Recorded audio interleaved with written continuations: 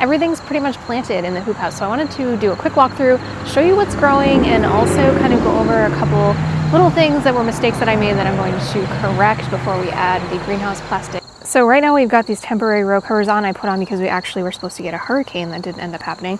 They're too small. These hoops that I just had lying around are not the full width of the beds, which is about 30 inches. So I'm going to take these off, show you what's growing, and then we'll put the new covers on. So I did 30-inch rows, and I did about 6 inches in between each planting. So it's a pretty intensive planting. Don't mind these things that I've just repurposed from an old coat rack. And I do just clip these on with clothespins. I find it works pretty well, and I'm gonna keep doing that even with the new frames that we're gonna be making. Another big reason I had to do this was because a lot of the stuff that's already growing well and established is mustard, and that's in the brassica family. And anytime I do brassicas, the cabbage moths are just so bad. So I'm a little bit nervous because I don't have any time to replant if the brassicas get totally decimated, but I think they're gonna bounce back fine. I will be using this same row cover. I'm just replacing the hoops. And the reason we're using this row cover inside the hoop house in addition to the greenhouse plastic on top is that each layer, if you remember, is going to move our grow zone 500 miles south. So this is exactly what's going to keep our soil from freezing, keep it at least 32 degrees. All right, now we've made a mess. Bear with me because I know it doesn't look like much yet. Both sides are the same. Obviously there's different rates of growth here, but both sides are the same. So I do have carrots right there. I sprinkled in a bunch of radishes just to kind of fill in the empty spaces. We did endive, gai choy mustard, tender green mustard, black Spanish radishes, some Swiss chard babies going here, mach or mach, I don't know how you say it. Lots more brassicas and lots of babies in here. And then I also have this kale down at the end, which I transplanted, but you can see the caterpillars already went to town on it. So I've really cut it back. And don't forget, I have a full-length video where I walk through every single seed that I planted in here and why I picked it. I think the only thing that I changed was I haven't planted arugula in here. I know I said I was gonna do it even though I hate arugula, and I was gonna do it, but I can't find the seeds. It's kind of the biggest key step to getting our crops to stay warm inside the hoop house over winter, and that's to set up the row covers over each row to trap that daytime temperature in. And what I learned is that getting hoops to go over this row cover or to go under this row cover that would be big enough, it's actually extremely expensive. Half the cost is just shipping because they're so wide. I need something that's 30 inches wide and at least 12 inches tall. So I wanted to make it myself, and you can buy the wire too, but even that's really expensive. So I'm taking a risk and I'm experimenting, and I'm really hoping that it's going to pay off. This is armature wire, and it's actually used for jewelry and sculpting, and it's really, really soft aluminum. So it's very easy to bend, which is my only concern with it.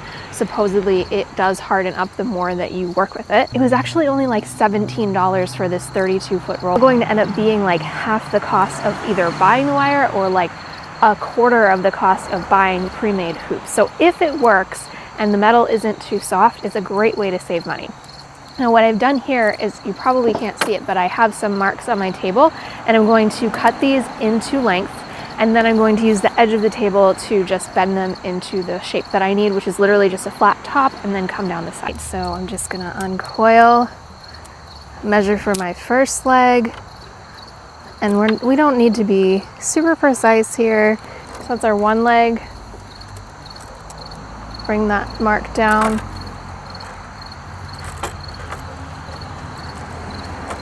Two leg. And then this next measure will go all the way to the 30-inch line. The only thing is, it's a 1/16 of an inch thick, so you're not gonna be able to cut it with your regular wire cutters. We actually need bolt cutters. And I kind of love working with these, because it goes through it right like butter. Got one big piece. I'm gonna go back to my mark right here, make my first bend.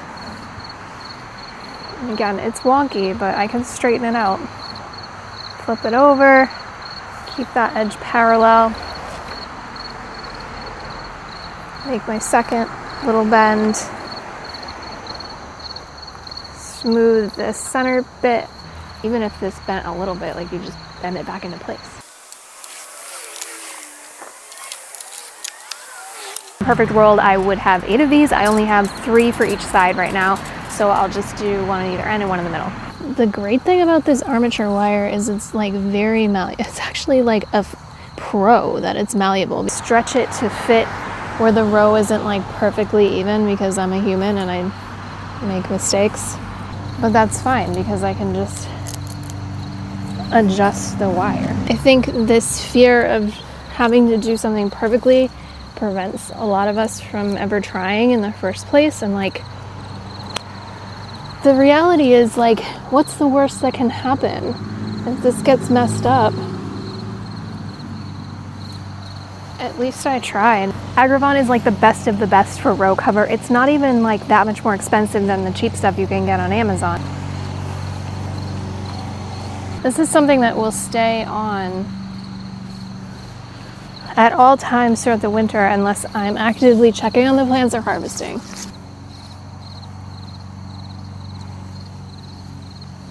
The next thing that I wanted to take care of is a small error on my part, but there wasn't really much I could do about it, and it has to do with this rebar. So I have 4 of these rebar posts, 1 on each end and 2 in the middle, and obviously they're made of steel, they're sharp, they're rusty, and what I need to do here, because I couldn't hammer them in, normally you'd want to hammer them in this low, as low as you possibly could, but because I couldn't, because we have so many rocks under the soil, I'm going to need to just cover this with duct tape so that when I do put the greenhouse plastic over all of this sharp metal doesn't snag on it. This duct tape is kind of like a no-name brand, so I'm not convinced it's going to work. I was considering just like throwing an old sock over this, and I figured duct tape has to be better than that if I can get it to work. Now I just have to do that 8 more times.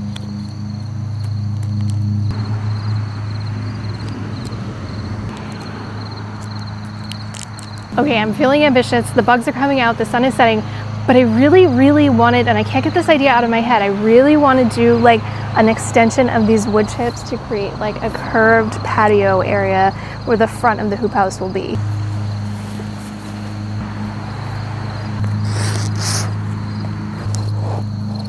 I know it doesn't look like much right now, but this is the rough outline of the beginning of the patio shape, so I'm just going to try to get this covered in wood chips.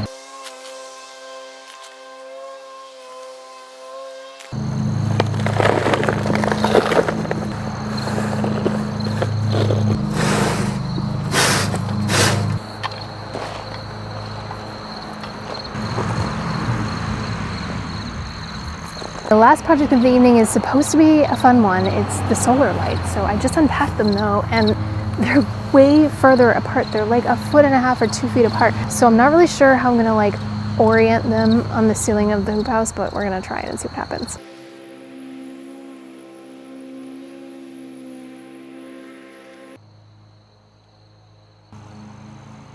Wickets are done, the row cover is back on, we've got duct tape on the rebar, we've got solar lights on the ceiling, and we've got our little wood chip patio, which I'm going to reshape a little bit, but for now it's good. And so the next time you see the hoop house, we're going to be covering it with the greenhouse plastic to get it ready for winter, which is kind of right around the corner. I can't believe it. We're already at the end of September here, so make sure you like and subscribe, and if you have any questions, leave them in the comments.